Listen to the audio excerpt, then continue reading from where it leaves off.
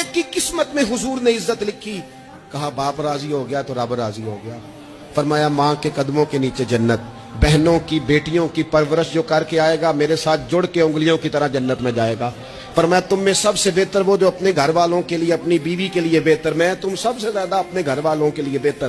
فرمایا پڑوسی سے اس نے سلوک کرنے والوں یاد رکھنا کہ اس کے تو حق اتنے زیادہ ہیں کہ ڈر ہے کہ کہیں وراثت میں شامل نہ کر دیا جائے.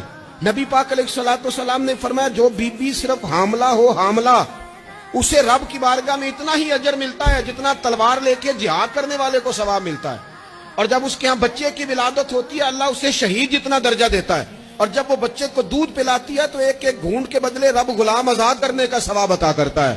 یا رسول اللہ اسی کی صرف شان ہے؟ فرمایا نہیں, آدمی کے بال سفید ہو جائیں, مومن مسلمان سفید بالوں والا, اگر تم نے اس کی عزت کی تو سمجھ لینا تم نے اپنے رب کا احترام کیا.